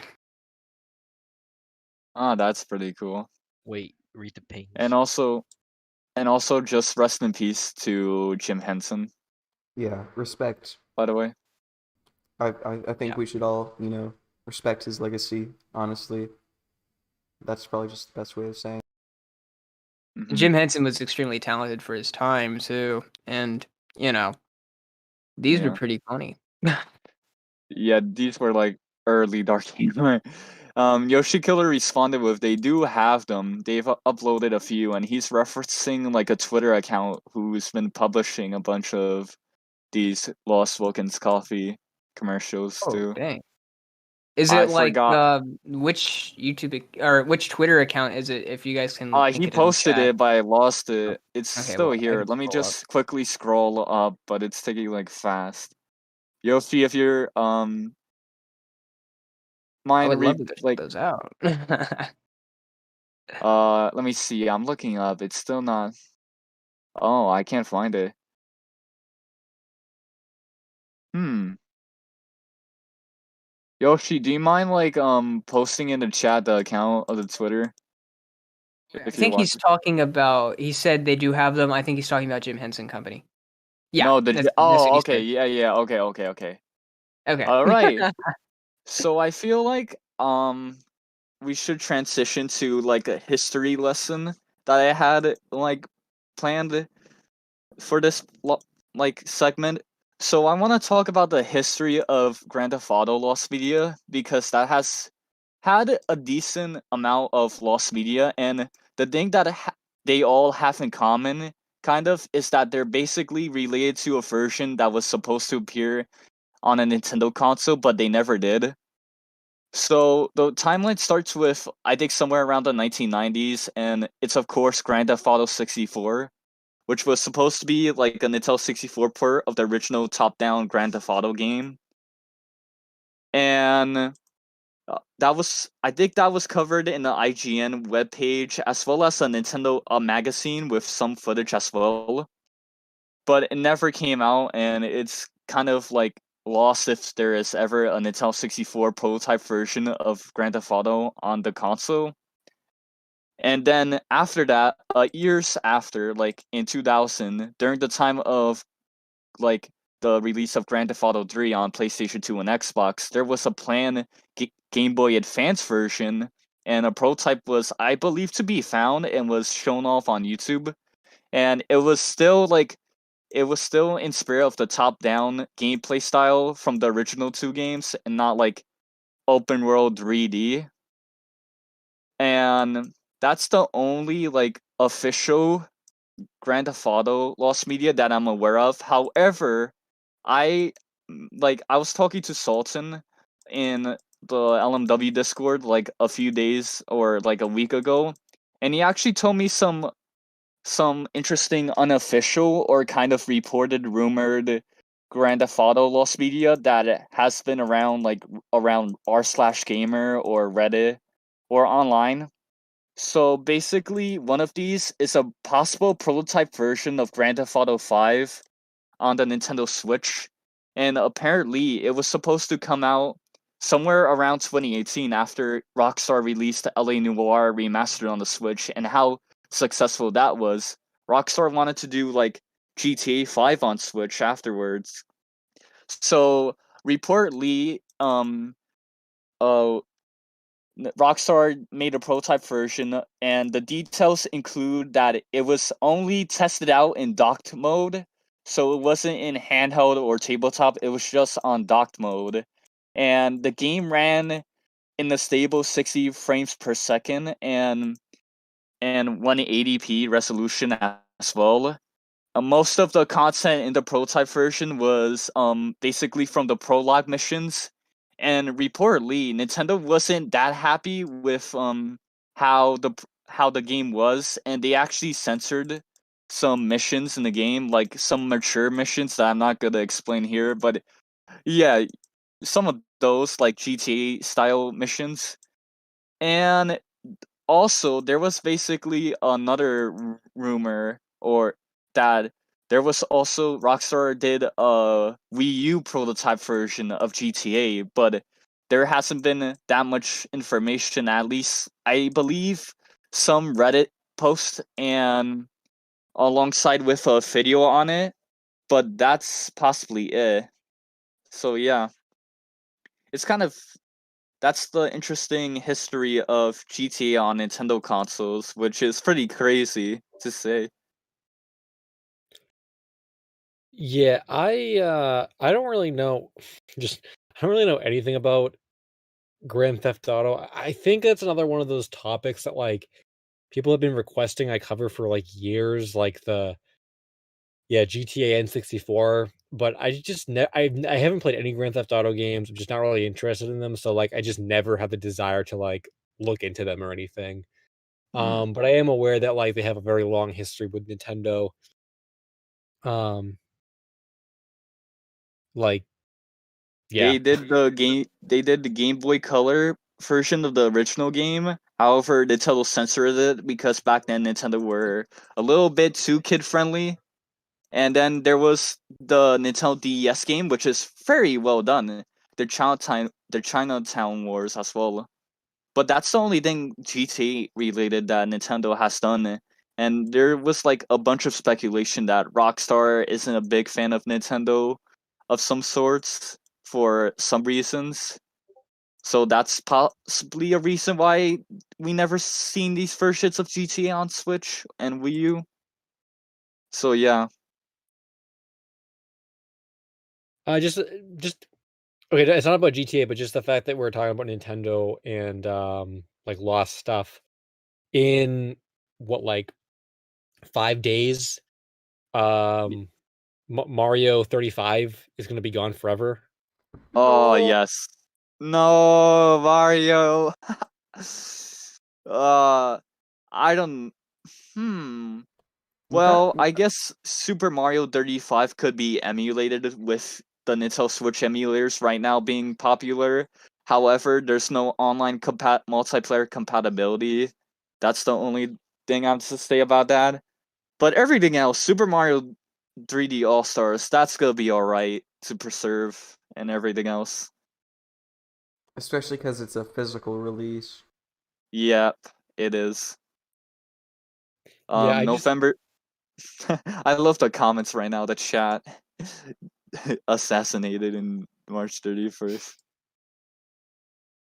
yeah, I said this like the last time we talked about Nintendo, but I just think they're just dumb. They're just really dumb, Nintendo. Like yeah, like kind of like Rift said, I'm not really worried about like 3D All Stars because like you can just buy physical copies of that game or whatever. But I guess just the fact that they're even taking it off the eShop is dumb.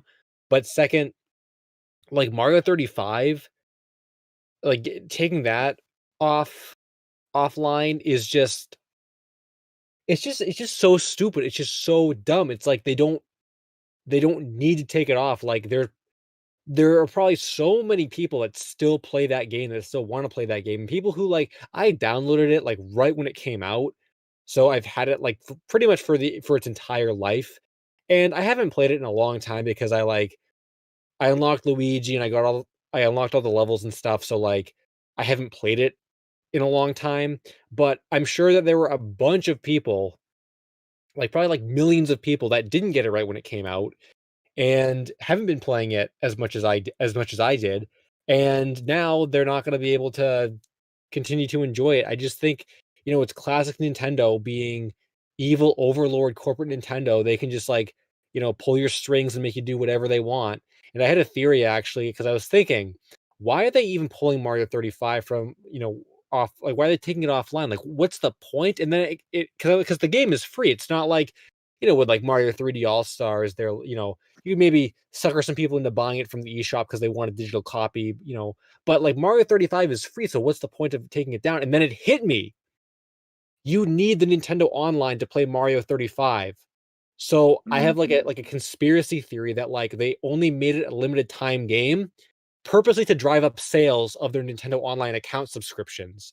So like right when the game came out and for its first few months, I'm sure their subscriptions for Switch Online went way high up because people were buying subscriptions to play the game. Like I already had a subscription, but if I didn't, I probably would have bought a subscription to play the game because it looks so cool. Um, so they're like killing it because they only, like Wait, yeah. what? Oh, I was gonna say. Oh, sorry to interrupt, but I have any of you guys remembered that Super Mario 35th was actually like not original, and it was like fan made by some guy who did like some battle royale back in 2019 or 2018, I remember and that. Nintendo copyrighted his booty, and then he decided to make it like DMCA Royale, but still Nintendo was like, no, you have to shut this down completely. And how ironic is it? Like a few years later, they do their own version of that idea that they're fan made, but they're doing it for a limited time only. That's the best part. Damn, that's Um, kind of, I don't know, like that's kind of like a memorable story that happened back in 2018 and 2019. I I actually remember had like no a idea that that even existed. I do remember all of that happening.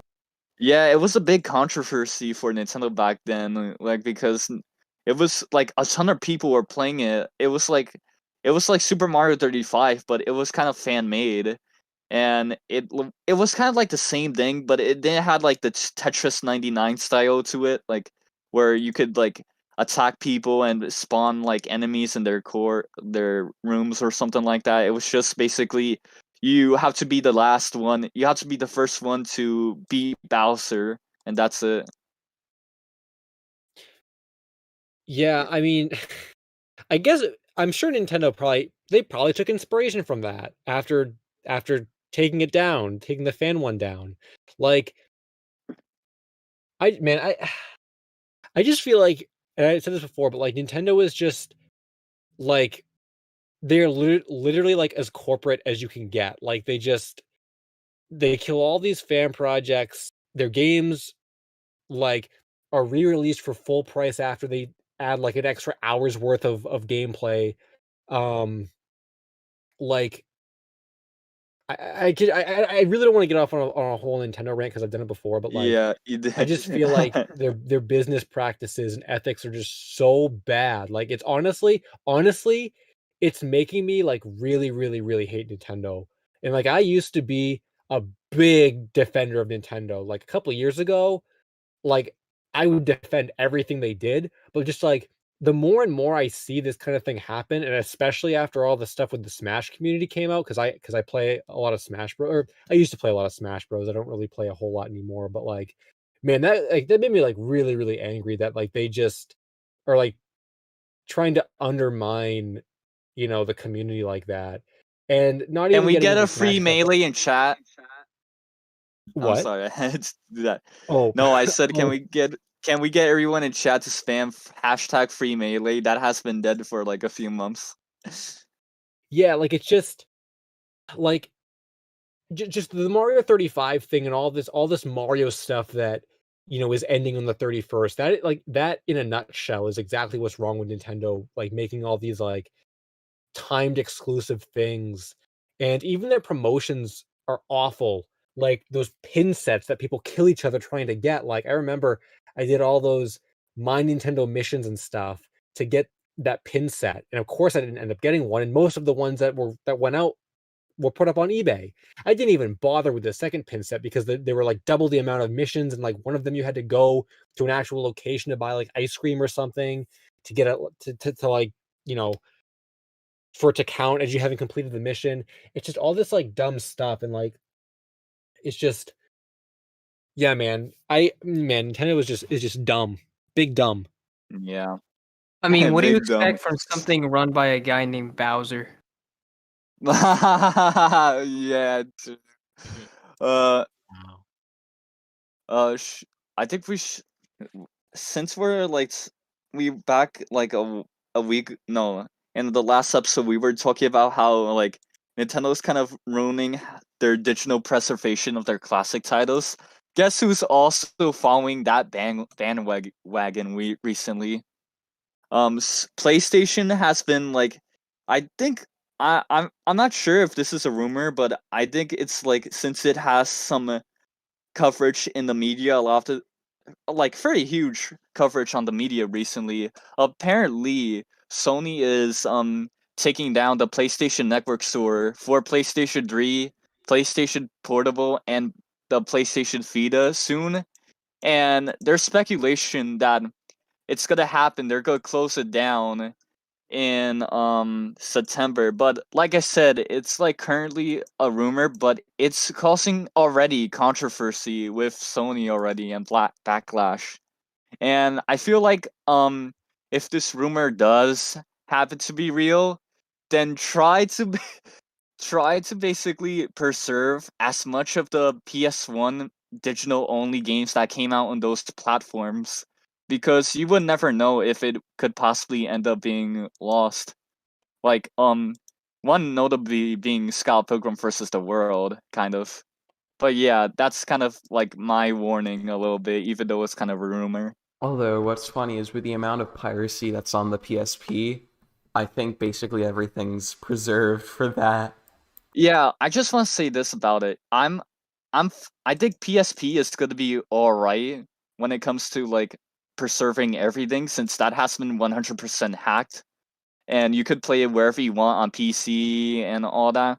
However, when it comes to PlayStation 3, you could kind of do that, but when it comes to emulation as well, the PlayStation 3 doesn't have like a full library of its games on PC, like fully emulated. And for PS Vita as well, there's only one game that you can emulate from that console onto your PC, and that game is being Persona 4 Golden, when it's already out on Steam and you can play it for like $20. So I think every like for PSP and PS Vita and in console general, yes, they're gonna be preserved, but emulation, I think we have to wait a few years until they're fully emulated. So in case any of those consoles break down, you could easily replay them somehow. I saw the SpongeBob said, I wonder if Nintendo would ever shut down the 3DS and Wii U eShops. I know in other countries, I They believe did, yeah, there's they already. did. Yeah. So it's definitely only a matter of time for the US. But um I feel like with the Wii U it was inevitable because it didn't sell very well to begin with, so there's no point in them keeping it up. But I guess my warning to you guys would be, if you go to the Wii U eShop, they have the virtual console games. If you want any DS games from the Wii U eShop, I highly recommend you buy them because that is the only way to officially play DS games on your TV. Because like the Game Boy player, you can play Game Boy games through the GameCube, but there's no official way to play DS games Yep. like on a TV or anything. So I highly, highly recommend that you guys. I highly, highly recommend that you guys. Preserve it.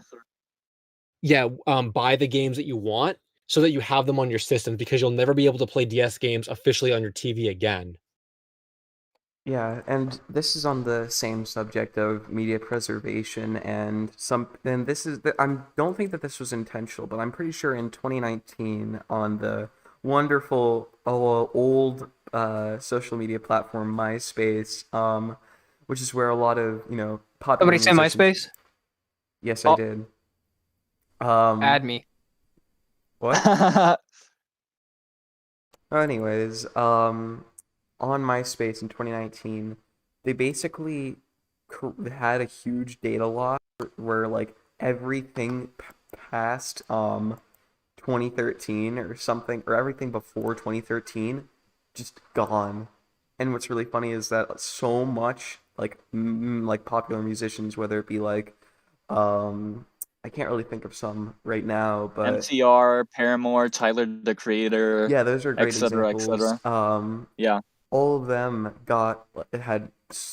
basically blew up on or not blew up, but got internet notoriety on MySpace, and now all of that is just gone. Um, and of course, there have been some archives. However, there's so much that is just gone forever that will never be able Yeah. to be found. You guys should check out Alding's Lost video about it. He covers it really good, and he did a really good job with it. And Owl City also. Oh, really? Owl City got recognized in MySpace? That's kind of cool.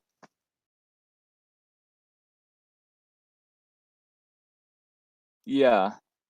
And the last thing I want to say with the digital preservation stuff, even when it comes to Nintendo, this will be the last time, like, when the Wii U and 3DS get shut down, it will sadly be the last console to have Virtual Console on it, and that's pretty devastating because Virtual Consoles has this interesting legacy of being how Nintendo used to preserve their stuff on there, and now Nintendo's like has forgotten about it and all that, and it's pretty sad to see.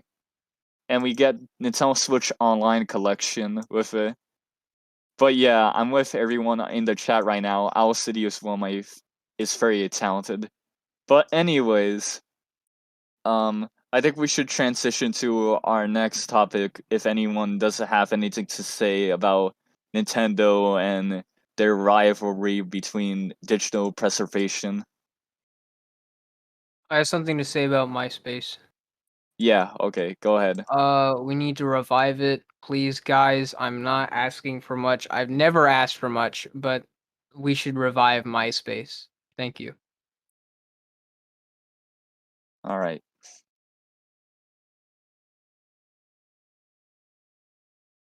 So, any other topics on our list? We're probably in like the 10-minute home stretch here. Yeah.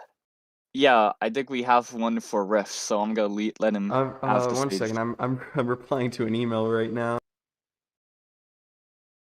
All right.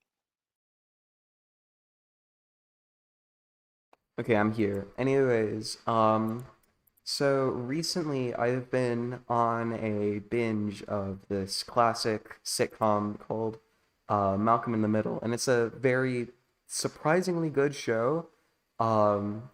But what I didn't know is that in the intro for the show, there's many different like cuts to different pop culture things, but there was one which was completely lost or thought to be completely lost for years. However, it was found, but what was weird is that it wasn't found in the way that you might. The general consensus was that it was from this old show called Thrill Seekers, which is also lost media. But what's really interesting is that the scene from that episode of Thrill Seekers actually comes from another thing altogether, which isn't lost. And so I think it's a really interesting example of how some stuff which might seem like lost media might actually just be, something from something else, just with a different coat of paint. But like not in, or something that you might think is specifically lost. The original, I'm trying to figure out the best way to say this. The original source for something might be lost, however, the original source might be something completely different to what you're thinking.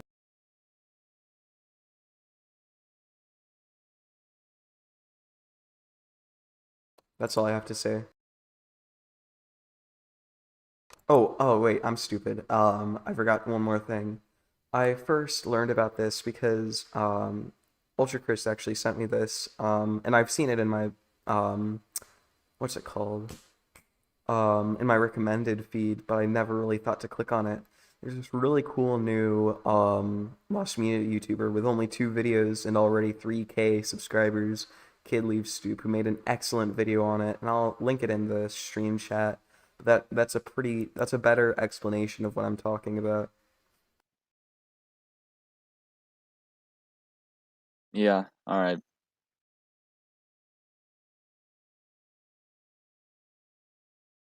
So anything else? We've got like 5 minutes left. Anything else you guys want to add? I think we should kind of do, or yeah, like questions and answers in We chat only right have now, like 4 or minutes something like though. that. Well, I saw Ah, Fluffy Roblox YT said, got any updates or info on the 1999 Backyardigans pilot? Hmm. Dang, it's almost like there was an update video. I wonder. yeah, I wonder who put it. Also, Sultan just mentioned to me that apparently there was a Android Android port of GTA 5 by one single developer, and it was on the Unity engine, and it only has one mission on it. Weird. Yeah. All right. Well, I interesting. I guess Coffee Crisp brings up a good point that the name of something could actually be different from what you're actually looking for, and I think that the best example of that would probably be like Clockman, where it was technically found, but the name was completely different to what people were talking about. And or not people were talking about what people thought it was going to be. Yeah.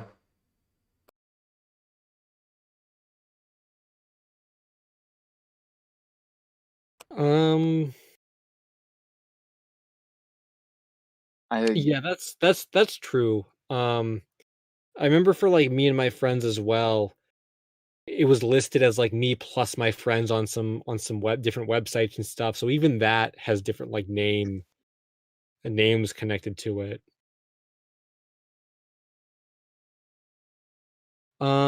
Yoshi Killer keeps saying, "Do you want to mention the next episode of Lost Cast? What is that?" uh I Like think I our actually know what future he's talking about. uh I don't know, like I think he's mentioning like future plans that he wants to do with us or something like that because The he's guests? Yeah, yes. I guess we do plan on having guests on here.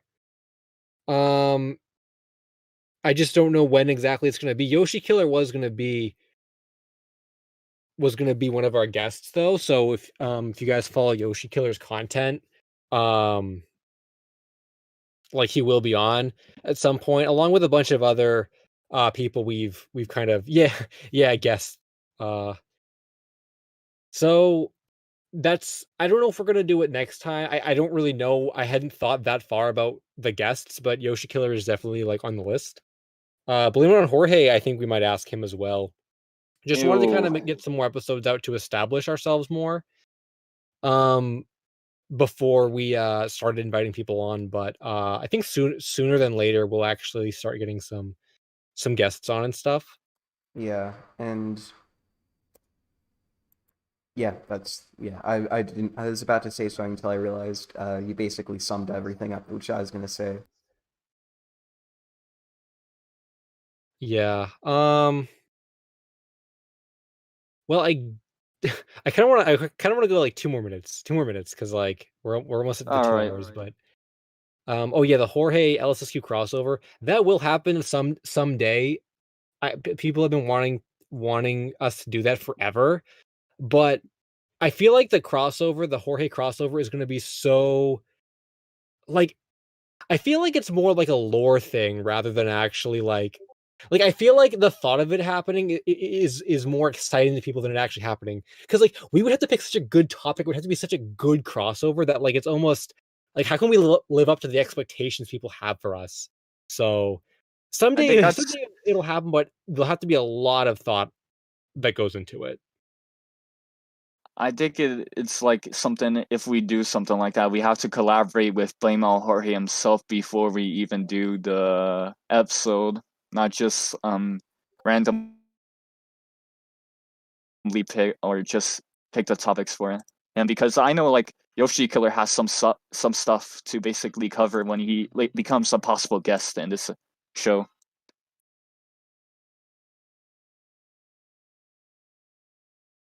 Lost Cat. Ooh, that would be awesome. A Lost Cats and Pizza Party podcast crossover. Dude, I'm still waiting for Rebel Taxi to actually ask me onto the podcast, like onto his podcast. Like from like months, people have been asking me about that, and like I'm still waiting for him to ask me, but that's a kind of an ongoing meme. Oh, same thing with Yeah, the you Tinder could be. lore. Anime Anime Freddie Mercury. I can't say Mercury today. Anime Freddie Mercury likes the LSSQ Tinder lore. Yeah, that too. There's a lot of good LSSQ lore. That's pretty cool. Oh, we've hit 2 hours. Do you want to call it here? Yeah, we should conclude it here. We got everything. So, thank y'all for watching this episode. We would love to do. We're excited to do more. And what else you guys have to say? Subscribe. Any goodbye? It's free. Yeah, subscribe. Make sure to subscribe. We forgot to actually put that. Subscribe to the Lost Cast, the podcast channel. That's where the we main put channel. That's where we put like this recording of the whole live stream, as well as short highlights or stuff like that. Jake P wants Sewer to do his Hank Hill impression. Can you sign us off with a Hank Hill impression? Well, it's been a nice one, chat, but I gotta go sell some propane. And I think that's where we're gonna wrap off for tonight's podcast. Thank you all for coming, and see you eventually. Bye, everybody. Adios. Cool. Bye.